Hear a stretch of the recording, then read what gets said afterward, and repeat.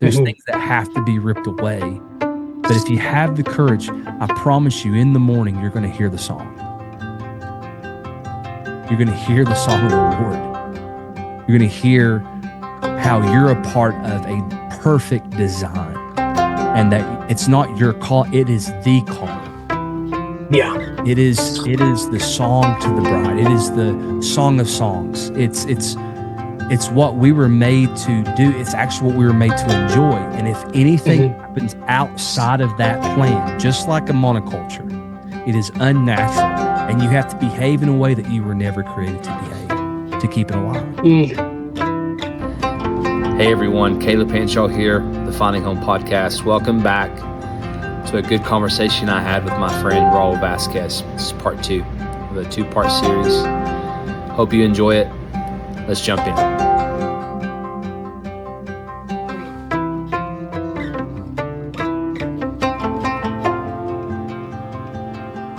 Bro, you said it when you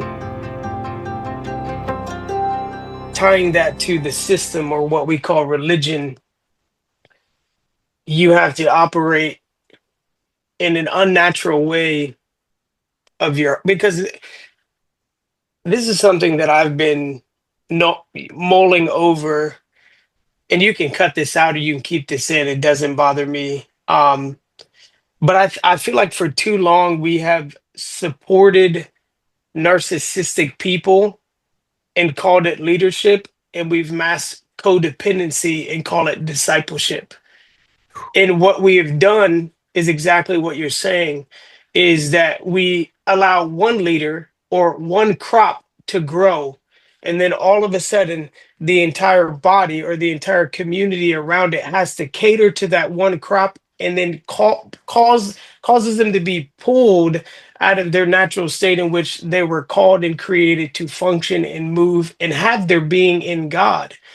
Because you have one man or one woman that builds a culture, and you either fit that mold and fit that culture, fit that lingo, fit whatever, down to the dress, down to the hair, whatever, down to the lingo. And if you don't fit it, then you're shunted off. So you either conform to it or you're rejected from it.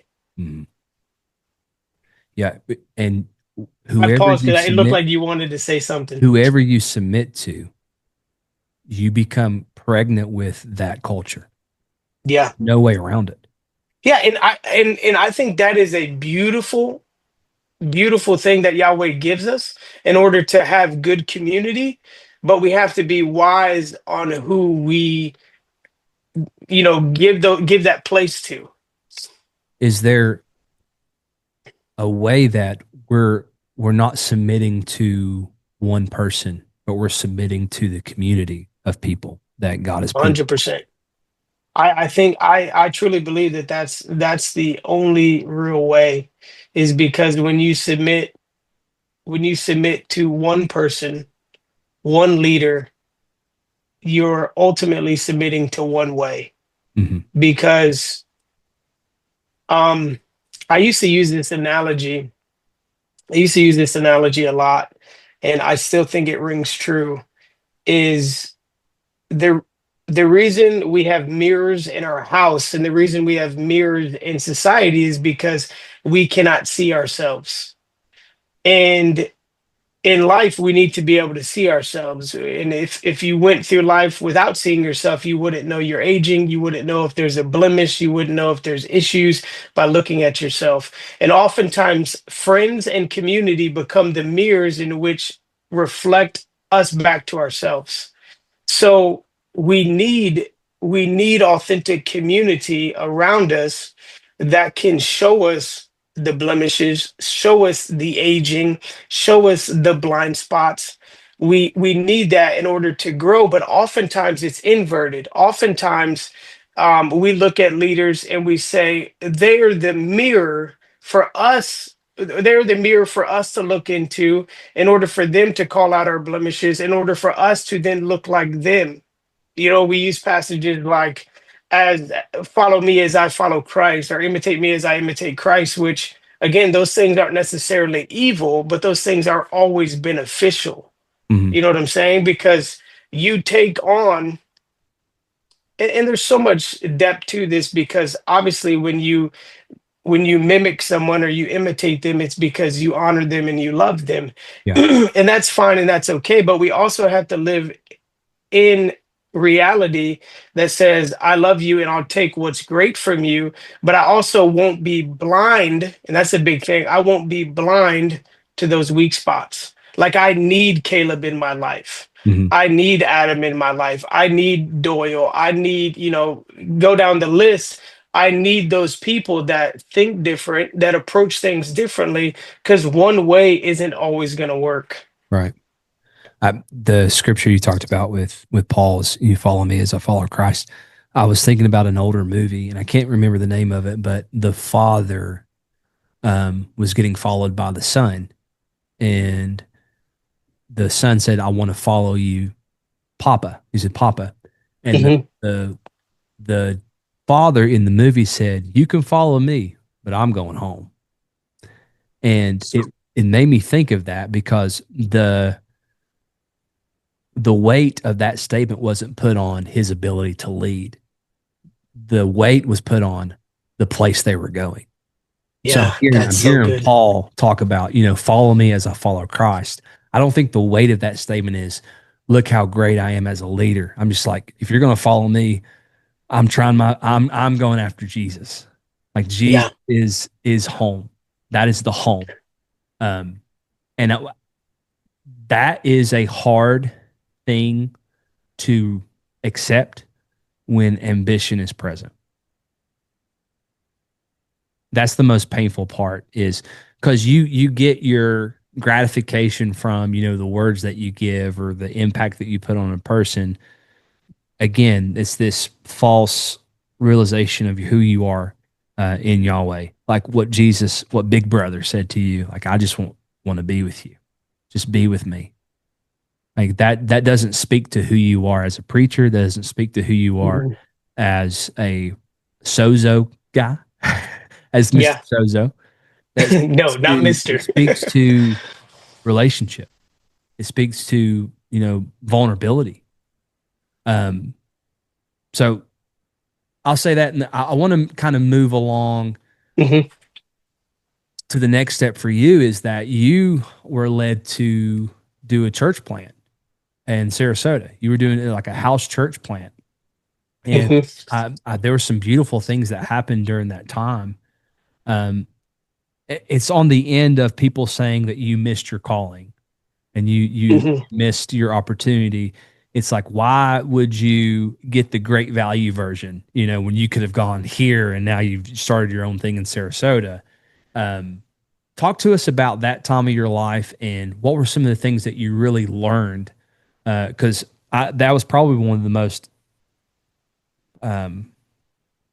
hard, but yet fulfilling times of your life, in terms of learning new things about you, about where you were going in Yahweh, and another season of loss, because ultimately you transitioned from that. So Yeah. I'd love to hear kind of where you were in those moments. Yeah. So again, circling back to praying through what I could remember through the book of Acts, and praying for revival and praying for awakening, and Yahweh telling me that it was illegal to pray for outpouring when we didn't have the infrastructure of community of the book of Acts. And so when I get the offers for the different opportunities for ministry and say no, around that time, my mom was actually diagnosed with cancer. And when I took it to Yahweh, I told Yahweh that I wanted to be closer to her.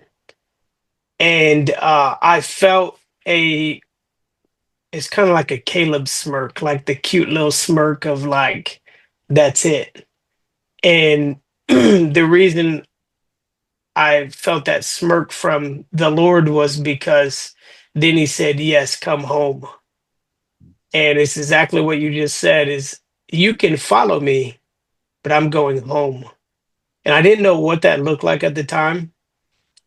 but I began to dream, and I began to look at the climate of the church, and I began to say there needs to be something different. And during that transition, there was a lot going on. There was a lot from leaving the ministry that I was at and that I was a part of, saying no to the opportunities, and then moving back home. But I felt from the Lord that house church is what I was wanting to do, and that Yahweh was, kind of that the Lord was breathing on at that time. Um, and so I moved back with my children and my family, and a few other key couples that were connected um, to me, and that felt just to move down, and had a heart for this. I began to just kind of work through the vision of what it was going to look like, and essentially it was rather simple. In a nutshell, is that we were to come together for essentially a gathering on a Saturday, have time together to eat, be family, read scripture together, have a time of worship, have a time of prayer, and see what the Lord wanted to do.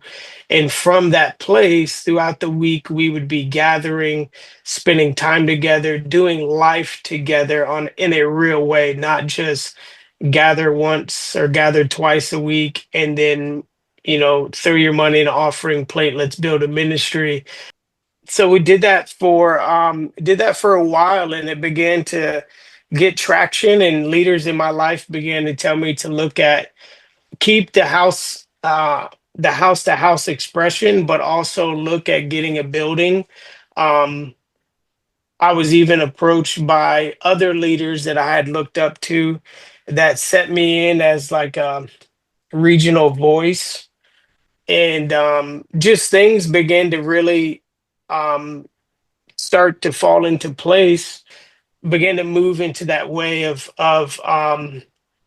because my heart was not just to have a house church, but then my heart was to be a begin to do regional things of uniting churches together. So not just house church, not just life on life discipleship, not just every joint supply, everyone have a voice at the table, but then also what would it look like to unify a body within a region itself. And as I began to move in these ways and began to um, hear the wisdom of leaders that are in my life of telling me what would probably be the best way to go about it, um, I hit a massive halt in my life. I You mentioned William Paul Young in the shack earlier, and he called it in the shack his great sadness. And for me, that was the season that I was at this time I began to step into. And what happened was I was married at the time. It was going on, I believe it was 9 years, and my wife at the time just uh, was having a lot of difficulties, and just essentially just felt that she wanted very little to do with God at the time, and wanted nothing to do with the church. And I didn't know what to do, because from my perspective and from leaders that were involved in our life and knew the marriage, there was no merit for it.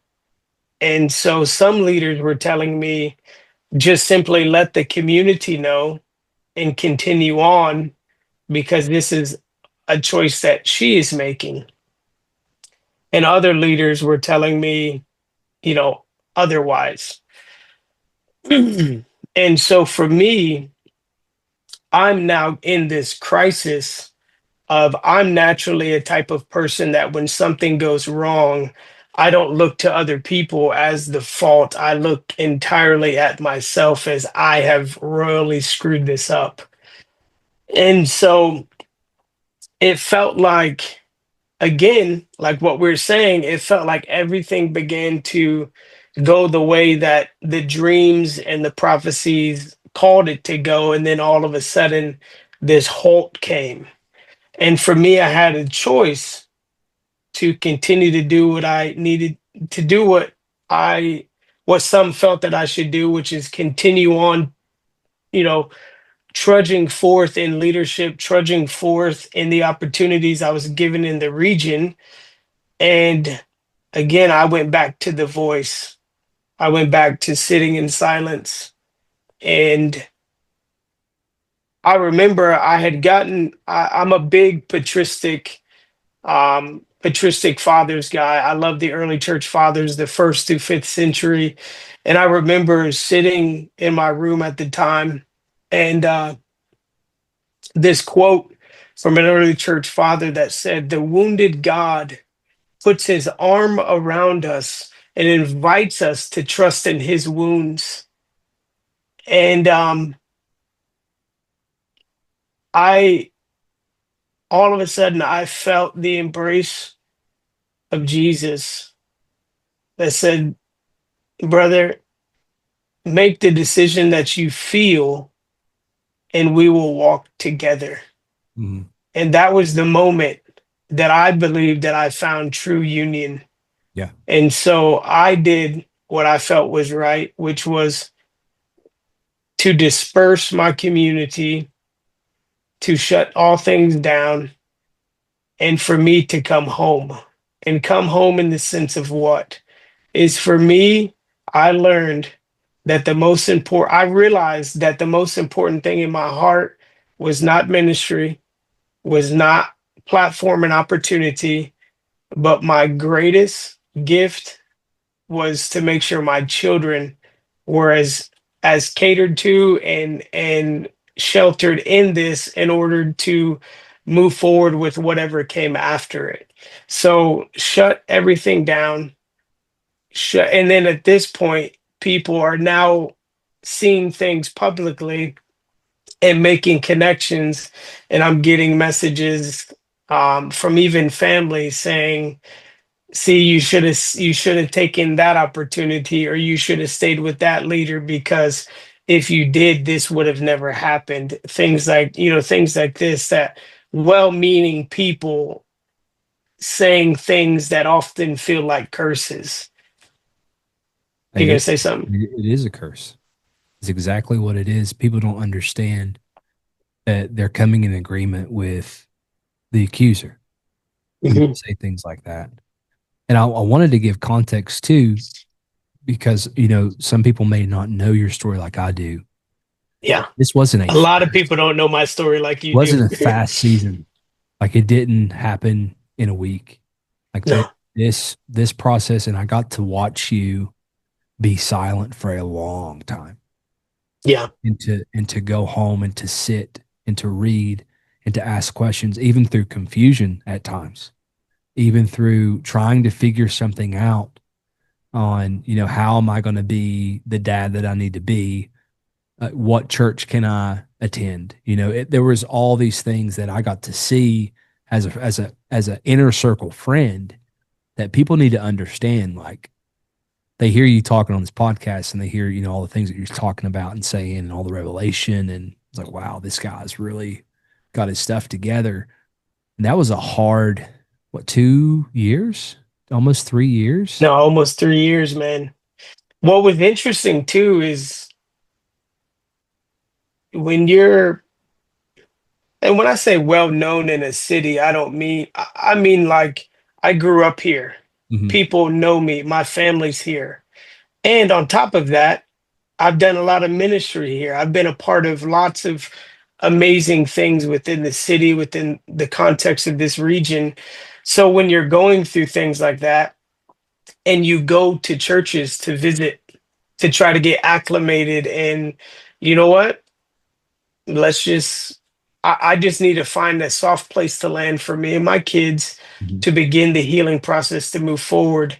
And I found myself coming into churches, and leaders would come to me, or people that knew me would come to me and say, "Are you here because the Lord sent you? Are you here because you have a word?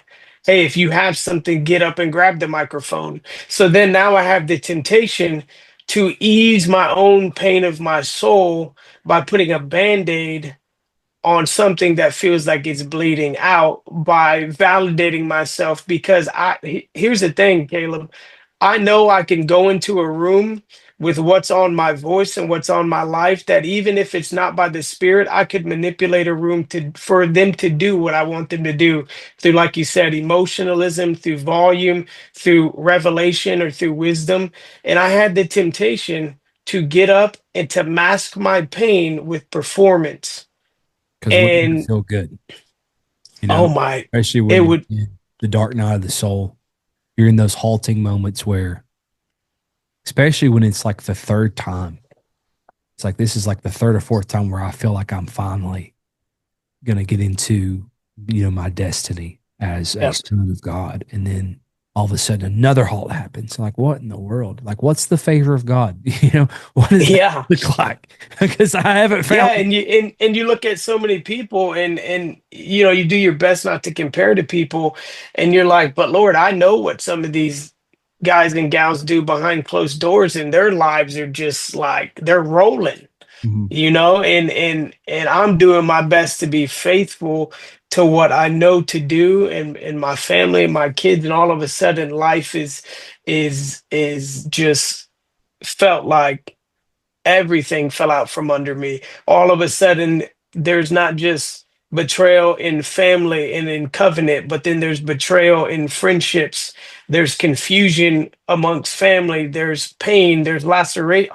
All these things begin to come into play, and and like I said, you start to get into these circles of ministry or movements, and because they know your past, they want to pull you out of the obscurity before it's your time.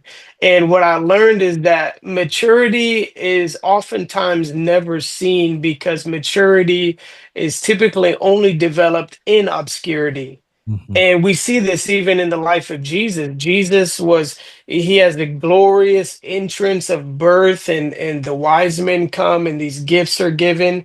And you see kind of a few things of him growing in his early years, or what the Bible called his stature and wisdom. And then all of a sudden, from like 12, when he's left and lost at the temple, like that'll preach, how can you lose God? But Mary and Joseph lost God, right?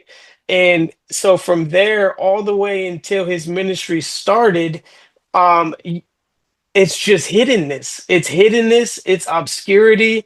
um and and I'm looking at the life of Jesus, and I'm looking at now visiting churches and people looking to give me opportunities. And I think it was out of the kindness of their heart. They felt, and I had relationship with these people. They really knew that I was doing my best, and that there was nothing on my end per se. And um and the Lord brought me back to my own life, and the Lord said, I need you to be careful of coming out of this prematurely, because prematurity can be a death sentence. And I Yeah. said, what do you mean, Lord? He said, well, son, do you remember you were born premature? I was born at 24 weeks. I was 1 pound. I was about the size of a water bottle. And the miracle of my life was not just that I was born and that I lived, but what was something beautiful became like the pressure of coming out prematurely, or the crushing that brought that. How am I trying to say this? What what brought me out prematurely was the very thing that almost killed me. Like the beauty of birth was the very thing that almost killed me, because it wasn't the time and the season for me to come out. So the life became difficult, because mm, I came out before the maturity level that would be normal, and that would give me the gift of life to come out as what is called or considered a mature, or a mature or normal baby. Is that, and that's what the Lord kept reminding me, is like, you're in this season of hiddenness, you're in this season of silence and obscurity, because maturity is only found in the places of silence, in the places of obscurity. If you come out too soon, you'll thwart what I'm looking to do. Mm-hmm. And then you have the pressure of those that you've known before saying, Raul's a prodigal, where he is, Yep. fallen away from God. The favor of the Lord is left. For me, it was, why aren't you saying anything? Why don't we Oh, see I got that a you lot, man. preaching? Why don't we see you, singing? Why don't we see you, even posting on social media, even something so Yep. silly? Like, why are you just hidden? They would nickname me the hibernating bear. When is the bear going to come back out to play? And it's what you're saying, like, and I want to encourage people, like, to not be in a hurry with this. Like, this is the sweet spot right here. This is where there is such intentionality from Yahweh, and how Hmm. there is intentional healing that happens. There's intentional rediscovering of who we are as sons and daughters of God, that if you speed that up, it's very hard to get back into that place. Not that it's impossible, but you're making it a lot more difficult. And I'll say this too, you will know when the time is right to come out of Yep. it. It is Yep. very, very clear. There is no Hmm. guessing. And that's what, we're doing a podcast now. Now, I went from not saying anything to anybody. We would do Yeah, Marco Polos, people don't realize even on you and your family's side that this has been in your hearts forever to do, from permaculture to podcasts to investing into others' lives through platforms like this. And a lot of times people could easily say, oh, this is something new Caleb's doing. It's like, no, no, no, no. This is something that's been in an incubation process. Well, thank God it didn't happen earlier, because it Hmm. would have been destructive. Hey everyone, Kaleb Hanshaw again. I wanted to pause this episode and invite you into our movement, the 5 for 5. Now, what is the 5 for 5? Very simple, very easy, and it's absolutely free, and you can help us out a ton.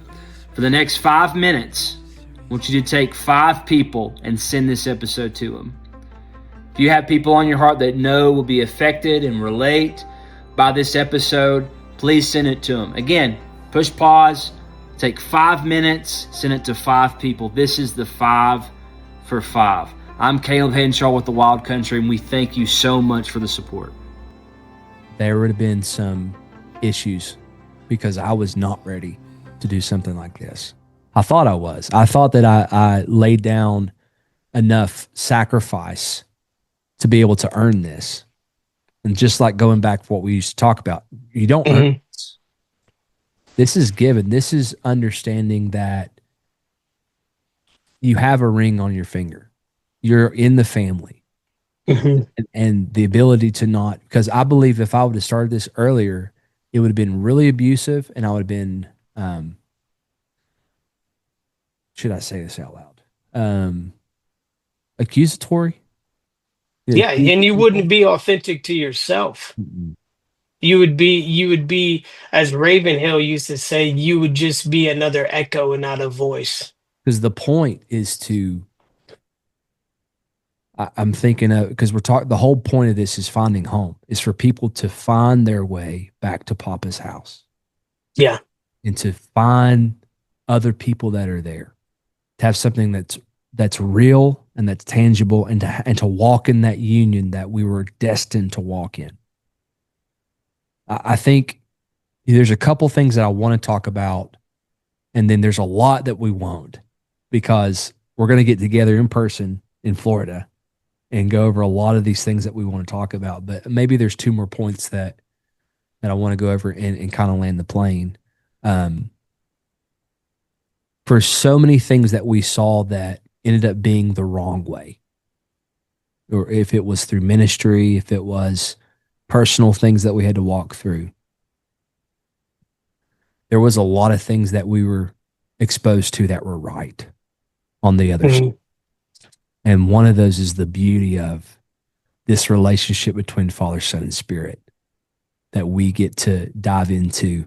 And there, we can credit a lot. I always try to give credit to Baxter Kruger, being Mhm. just a pivotal person. William Paul Young. I Mhm. remember um, having that video made for you. Well, I was going to say, bro, I have to tell the story of Go this. ahead. I have to tell this story. So I remember, so I had always heard about the shack, but because of the circles I came from, it was shunned. It was like, the whole thing. Oh yeah. Oh yeah. And I remember reading it, and had no idea I was going into the season that I was going into, with what I call my great sadness. And I remember talking to you about it, and we were just talking, having thoughts, and you were going through your own transition, even theologically, in your heart, as far as union and Yahweh and the Trinity and all these different things. And I'm just like, dude, you have to read this book. And you start reading it, and then I don't know how you we were both like drinking from Baxter, just really great stuff. And you tell me we were supposed to meet up to go to this little men's gathering in the woods. I think where was it? Mississippi, Tennessee. Tennessee. Yeah. And I remember specifically that weekend, like I was bummed I wasn't with you. I was bummed I was not there. And it was actually one of the first weekends without my kids. And so I was in just like a very, very dark place. Not dark as in like, I was just sad. I was just like, what is this? And I remember I was sitting at a restaurant. I was sitting by myself eating lunch after church. And I'll never forget this. And my phone rings and it dings, and I open it up, and it's a video that you sent me. So the backstory for me was that, from my perspective, you can correct me if I'm wrong. Um, it tells a good story, and I hope I'm right. But you had no idea who Paul Young was, or that he was even there, or anything like that. And to my knowledge, you guys start talking, and he revealed, like, you end up talking about the shack or talking about theology or whatever, and he reveals that he's Paul. And then you tell him a little bit about what I'm going through, and he sends me this video through your phone. And I opened this video, and I felt like I was at like one of the lowest, just hurting, man, just allowing myself to feel, allowing myself to be human, Mhm. the way that Jesus encourages us to do and to be. And I'm just crying at this table, eating lunch by myself, and I get this video from you and Paul Young that just melts me to my core, Yeah. and it impacted me so much that I uploaded it to my own YouTube. And when I watch it, and I send it to people and tell this story all the time. Yeah. Yeah. It's I had known who he was because I'd read the book, and I that was one of the reasons why I wanted to go to this. It was a Baxter conference. It was a men's conference, which I hopefully we can go to. Yeah, absolutely. We're Um, publicly putting it out there. yeah, publicly putting it out there. I remember, because I watched the movie before I went. I had known of Paul Young, and I remember getting a lot of flack for taking people to see this movie and just being so impacted by just the movie. I mean, I watched the Mhm. I read the book. I admit it. My wife is cussing right now. And then you suggested for me to read it, so I read it. I read that, and then I read Rediscovering the Shack, uh, Yep. Baxter, and Baxter's then just got theological side of it. completely just wrecked. So I wanted to go listen to Paul, and he was such a genuine person. Like he wasn't, because I mean he sold like what 100 million copies of this book. I mean it's crazy how many Yeah, and copies of I'm the book sure he that number sold. has grown since then. Yeah. Sure, as we speak, and he didn't act that way. He was sitting at our tables. He was breaking bread with us. You couldn't just shake his hand. If you went up to shake his hand, both of his arms are wrapped around you. And I just felt Jesus all over him. But I also was in pain for you because there was this knitting together because this was the exposing for me, the initial exposure of what community looked like, of what, sharing each other's pain looked like. And I wanted to move towards you in that. I didn't want to say, I'm praying for you. I hope things get better. No, there was this internal, like I was gravitating towards your pain to share it with you.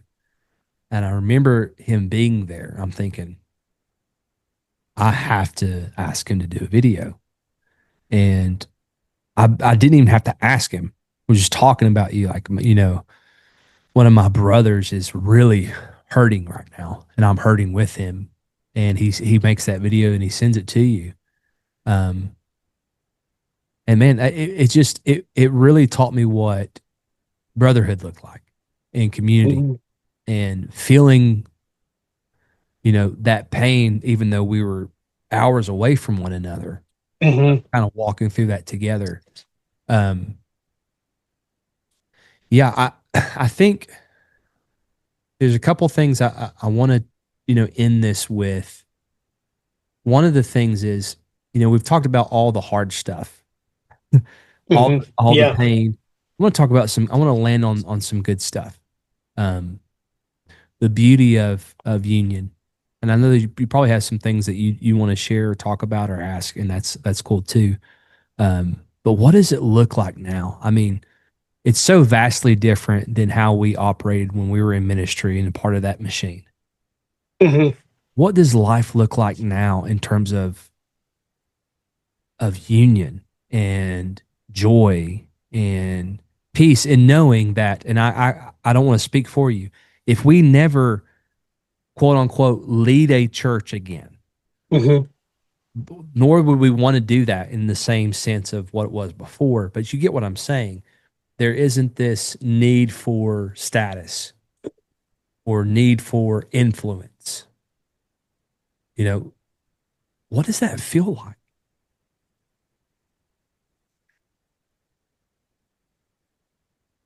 Like any true description of God always pales in reality, right? It never is.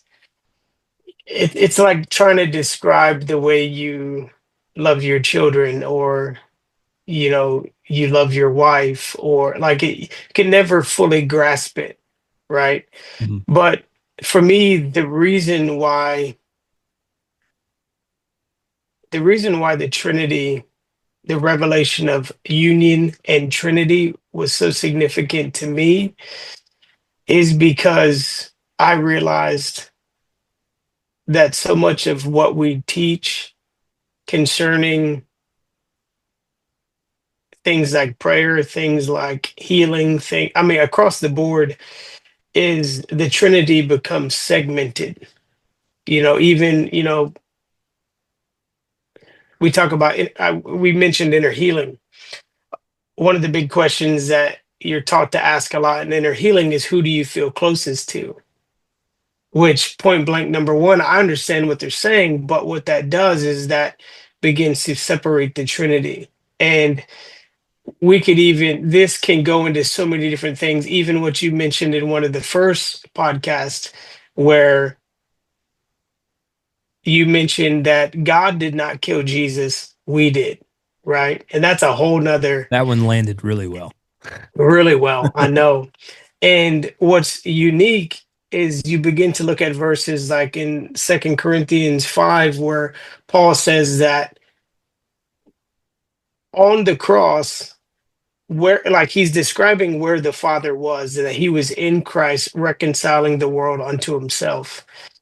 And you begin this journey, you hear people, you hear people like William Paul Young, you hear people like Baxter, or even one of the greats in my book, Old Damon, and so many other ministers. But there's this emergence of honoring the Trinity for what it is, which is the full expression of community, the full expression of love, the full expression of being home. There's a there's an icon that you can find, and if you're against icons, that's fine. But I think it's a beautiful picture. It's of the Trinity, and the original icon um, actually has it has the Father, the Son, and the Spirit, and they're sitting at a table. And there's in the original icon, there's a circle in between all three, and that circle is typically a mirror for you, that when you look at the icon you see yourself in that very dance. Mm-hmm. And I say all this to get to this point. I began to realize that anywhere that I encounter the Son, I also have the Father. Anywhere I encounter Yahweh, I also have the Spirit, and vice versa, all the way around. And I began to find myself not only in an expression of joy, but in an expression of assurance that if I don't need to feel closer to one more than the other, Mm-hmm. I have the fullness of all three in the different expressions of who they are. And so then all of a sudden, when I'm no longer having to focus on, well, I feel closer to Jesus in this season, let me just let me just focus on Jesus, or I feel closer to Yahweh, or I feel closer to Holy Spirit. Excuse me. Now what I find is that my prayer now goes from striving of trying to stay connected to who I feel connected to, while also trying to be in the good grace of who I don't feel connected to now I'm at a point where I can sit and I'm simply being with all three. And I find myself in what the early church fathers called uh, the perichoresis, the circle dance of life, joy, union, and glory. Yeah. That now I find myself, when I'm in nature, I'm not going, God, awaken, open up my eyes to your glory. I'm going, Yahweh, I'm in it with you. Yes. When I look into the sun, the sun over the horizon, I'm peering into the Father. When I feel the wind blow past me, you know what I'm saying? All of a sudden, the wonder of life begins to ignite again, because all of a sudden I'm never alone. That aloneness, that isolation, that the angst of being rejected and never accepted is now an illusion, because I'm always with three. Yeah. You know what I'm saying? I mean, you hear the term, I think it's from, I don't want to say the name, but Jesus is perfect theology. Mm-hmm. There's truth in that, but not absent of Father and Spirit. Mm-hmm. Can't find anything that's kingdom outside of Father, Son, and Spirit. And you're like, I'm feeling, I know that I'm in relationship and union when I'm in creation. Why is that? Because through him and in him, all things that were made, that was made, that the Father created creation through the Son by the Spirit. I mean, it's infected by this dance. How do we feel them in suffering? Because it was through Jesus on the cross. The Father was reconciling the world to himself by the Spirit. There's nothing outside of the movement of the Trinity. So it becomes a new, not measurement. I'm not looking for that word. I'm trying to think of a better word, but you can find everything pertaining to life and godliness. Yeah, you find the true reality. True reality. And that frees you from the legalistic box that you only experience God in this way. And I want to hit on what you were talking about, like when there's times where you feel like, well, I'm relating more to Jesus in this, or I'm relating more to and I feel distant from the others. It's like a monoculture. It's you're behaving in a way that's not natural. That's not a part of the blueprint. The Trinity is the blueprint of life. It's so good. Anything that you can experience, or the way that you need to love people, the way that you need to suffer, the way that you need to prefer one another, Philippians 2. How they're Come on, moving man. towards one another. It's everything pertaining to how we live our lives as sons and daughters, as sitting at the table of Yahweh, is found in their relationship. Anything else Yep. outside of that is unnatural.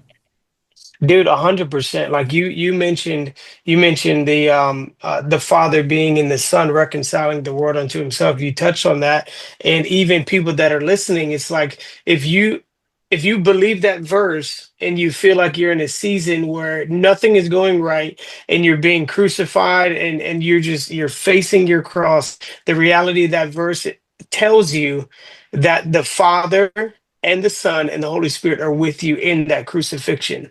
Mhm. So even though you're in pain, you will get through it because you have somebody walking with you. And if you invert that, if I'm with a brother, like you were with me in my pain, all of a sudden, because you know that it's not just you giving me wisdom or you giving me what you feel Jesus is, but no, you have now the fullness of the Father, Son, and the Spirit with you, and you're looking through the eyes of the Trinity, peering into the soul of someone who is hurting. All of a sudden, you no longer have to be prophetic, you just speak. You no longer have to be a healer, you're just a part of it, because now you have the Son who has spoken all things into existence and upheld all things by his word through the Father, empowered by the Spirit. You're in the real reality, which is the kingdom in union. Come on, man. It's the great. I think of. It's the most precious, it's the most powerful, it's the most valuable source that I could ever think of, is what's flowing through us when we're going through those things. If we would understand that. And I know it's hard. And it's hard when you're in the moment of pain, but my encouragement is, when you go through those seasons, lean into the fellowship. Be able to allow things to be stripped away, because each time that you go through this, you lose a lot of baggage along the way. For me, one, it's, who cares what people think now? That's a freeing place to be. It's a really freeing place to be, because I can love people better. I can enjoy the fellowship at even deeper degree. Even though I didn't earn a deeper, I was able to be more aware when I didn't have the baggage of caring what people thought. Yeah. So every season that's hard, where things are addressed or taken away, I encourage people, lean into that, because, man, you're going to feel light at the end of that. No, I agree, man. That is everything. And I come from a camp that focuses a lot on holiness, and I have found through learning the way in the path of union in the Trinity, all of a sudden, holiness is not something I strive for, but it is something that I walk in because I have been made whole, and I'm being made whole, and I will be continue to be made whole through the fellowship with the Father, Son, and Spirit, in the context through community empowered by the Spirit. I heard someone say, it was Jason Upton. I love Jason Upton. Yes. He's like my man crush. Yes. And he said, relationships are simply embracing the ongoing creativity of oneself. And I'm like, that's the perfect description. Whether you're married, whether you're single, whether you have kids, every single relationship in your life is learning to see them through the Trinity's eyes, while embracing their creativity of their ongoing union in that dance. It's the blueprint. It's the complete blueprint. It's one of the leading factors of, even marriages falling apart. It's not being unfaithful. It's not money. It's not Mhm. pain. It's being familiar. It's Yeah, that they become familiar with one another, that there's this unsatisfaction that grips them to know that this eternal relationship that is celebrating the ongoing growth of they're creators. We're creators. 100%. And if Every we si- see that in that every single way, person. yeah, Yeah, every single person, if we see that in that way, that is the blueprint, this forever evolving eternal relationship between Father, Son, and Spirit. That that means I can have that relationship with you. hmm That we can, you know, look at the ever growing creativity in one another. We're not like yet completely I don't familiar. think people ever think about this. Is like the reason we're ultimately created for eternity is because that ongoing creativity has to be eternal. Yeah. We have been so made for such incredible capacity for with and for one another that only eternity is right to be connected to the Trinity and to each other. That is wild to think about. Yeah. Hey everyone, Kaleb Hanshaw again. I wanted to pause this episode and invite you into our movement, the 5 for 5. Now, what is the 5 for 5? Very simple, very easy, and it's absolutely free, and you can help us out a ton. For the next 5 minutes, I want you to take 5 people and send this episode to them. If you have people on your heart that know will be affected and relate by this episode, please send it to them. Again, push pause, take 5 minutes, send it to 5 people. This is the 5 for 5. I'm Kaleb Hanshaw with the Wild Country, and we thank you so much for the support. So, man, this has been good. I don't want to hop off here though. We'll land the plane on this final thought. Sure. Home. It's what does home look like? Because I'm basing this off of the many conversations that you and I have had. You've allowed me to just pour out my heart in terms of I see this whole nother world that I feel like we're called, and it's familiar and unfamiliar at the same time. I feel like this Zion world that we were called, and I go back off of one of my favorite scriptures in Hebrews about this country that they were looking for. And thankfully that they didn't have their old country on their minds, because they would be given the opportunity to return to it. But no, they set their sights off for a new country, one where their God is the creator and the maker, and they will build them a city. I feel like this, first of all the years that I've, was in ministry, I felt like I just completely settled when there was, Neverland available. There was this, like we were talking about, this life of evolving creativity and wonder, and where we come alive in community. I would love to just allow you just the last thought of what does home look like, and practically, how do people start that journey? It's a great question, man. I'm going to try to do it justice. For me, the beginning path of finding home was first finding and sometimes making myself come into stillness through silence. I was a person that could always have a thought, have a revelation, have words, have whatever. And for me, the greatest thing that I did and could do in that season was I would literally come home, Kaleb, hurting, broken, confused, not knowing what to do, where to start. The Lord told me it was about over a year to come home. I was off social media. I only spoke to, at the time, it was my mom, my dad. I would talk to you, but even then things were rocking with you, like you guys were starting a lot of things. So at that time it was, there was some space in between, and I would come home And Yahweh said, I need you to feel all of this. And the only way that you will feel it is that if you come and make yourself become still. And I would come home from work, I would eat dinner, and I would sit on my butt in my living room on my rug. No, here for me, this was for me. No music, no Bible, no phone.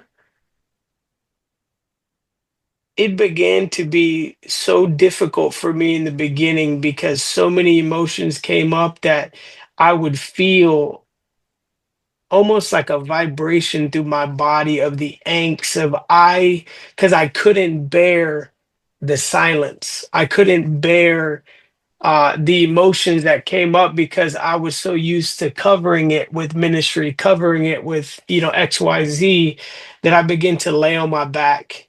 And I begin to, what the Orthodox say is pray the Jesus prayer. Jesus, Son of God, have mercy on me, a sinner. And I would do that as I'm breathing in and breathing out. And I learned to sit in silence and breathe deeply, teaching my mind and my heart that even in the silence, through silence, he speaks and ministers to my heart, regardless of what I feel or what my mind is telling me. And so for me, that was a first big step, is learning and creating a place of silence and solitude, to the point to where, because I believe that that in part is what Isaiah prophesied, that can you perceive it? I'm doing a new thing. Now springs are coming forth in the wilderness. The predators are lying down with the prey, and the lions are eating grass, and the jackals are not, this verbiage of the wilderness now becoming a promised land. So what felt like death to me in those moments of making myself become still, the place that I was afraid of to come into, now became the place of freedom, that I was now longing to come home. I can't wait to get done with work, get done with eating, so I can just sit and be with the Trinity. Right. And Makes me then, think of the Jason Upton song, "In the Silence." I know you just name dropped him. no, dude, that's one Silence, of you my are top favorite speaking. songs, man. In the silence, I can feel the fire that is burning, burning deeply, burning all that is that you desire to be silent. So good. I haven't listened to that song in years, but it still rings true, man. But I believe that that's a major thing for specifically American Western Christians, is we are so busy. There's so much noise Mhm. that it's hard for us to settle settle our hearts and come back to the table and actually rest. Because we're taught to scream and to fight and to swing our swords and to ride momentum. And that it's not that you have to unlearn certain behavior, but it hurts to be still. Like it's so unfamiliar because we're just jittery people. You get used to being a part of that will, that system where you have to, activity is good. You don't want to, just because you don't feel like anything is happening. And I say this to say, because I think that's where people's minds go. It's easier to go into the prayer meeting and scream and lose your voice and spiritual warfare it up, you know.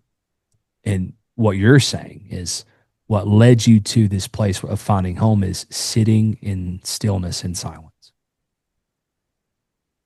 It's a lot Yeah, of 100%. a lot of courage he'll come, that Father, Son, and Spirit will come.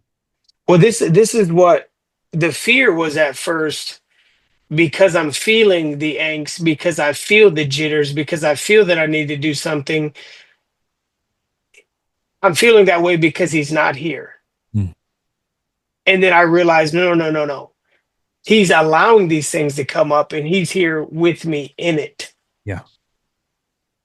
Like he let Peter sink because he wanted us to know you were never made to be a superhero Christian and walk upon the winds and the waves, but I actually want you to sink down into the winds and waves of life. And as you sink down and as you learn the way of death, I will grab you and pull you out into my resurrection of life to where you'll carry my scars that can only be, I mean, it even says in the Old Testament that he has treasures hidden for us, locked in darkness. Mm-hmm.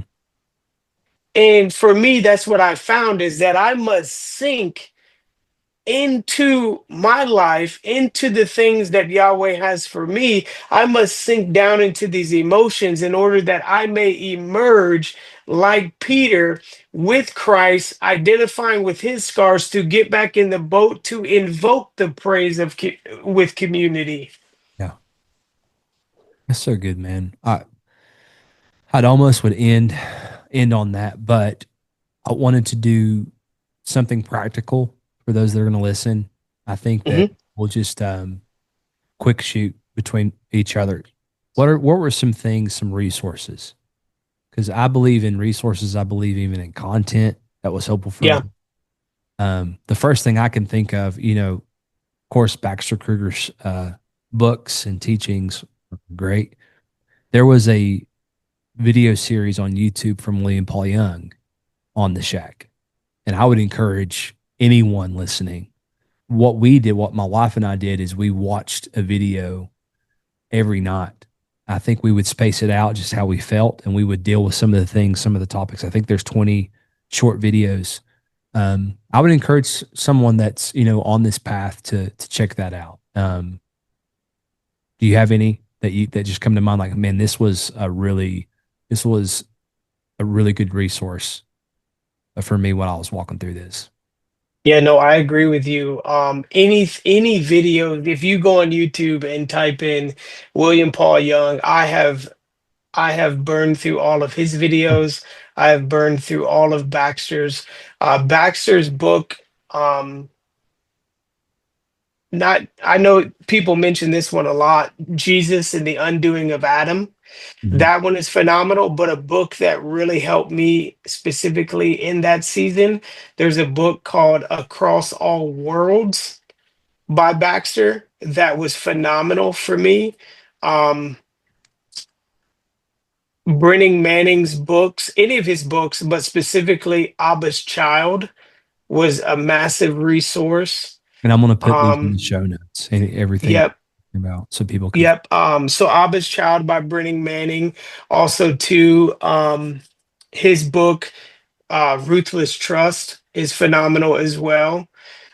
And then one that helped me theologically, but it's a book that is more readable for anyone, is by an Orthodox guy named Bradley Jersak, A More Christ-Like God.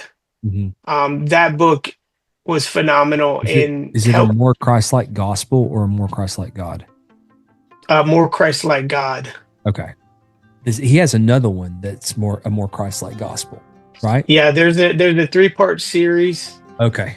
No, that one is a more Christ-like way, I think. I don't know. You can edit this out. I don't remember. There's a more Christ-like, more Christ-like God, more Christ-like way, and more Christ-like word. The word is about Jesus, the way is community, and then the God is essentially healing our faulty views of the Father. Yeah, my wife likes Jersak a lot. She even quoted him in her book and message, and he responded. So he's pretty cool about it. Yeah, Jersak, all those guys, man, that whole camp, they're just incredibly humble people. Yeah. What about friendships in this season? How would you encourage, we're big on this time of isolation where you're sitting, you're sinking down in, your darkness, and Yahweh's walking you out. He's meeting you there and walking you out. There's also, these times because we were connected, even though we didn't speak as often, we're still connected. And I felt like that was helpful for me. Yeah. How about you? But it was helpful for me. No, absolutely. I should have prefaced it with the reason why silence and solitude was important for me was that because from my past and from the way that I was brought up as a kid, I had a more natural tendency to be codependent upon some friendships that were super special to me. So instead of sometimes if life was feeling too much, I would lean into, this brother said I should be doing this, so let me just go do that instead of hearing the voice for myself. So that's why for me that was important. I should have prefaced that. But remind me of the question about the friends. Yeah. How important is it during this process to just connect with people? Oh, I really don't think that there's any other way.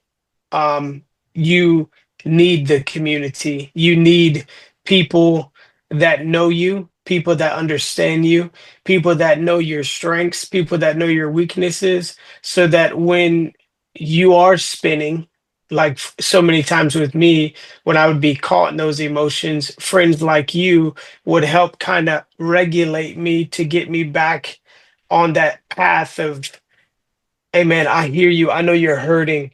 This is what I'm hearing for you, or this is what I'm feeling, man. You're doing great. I know it's difficult. I can't imagine the pain, but I'm here for you. And you need people that even sometimes when you feel like you can't hear the Father, Son, or Spirit, you can find the voice of Yahweh through a brother, Yeah. or find the voice of the Spirit through a sister or through a friend.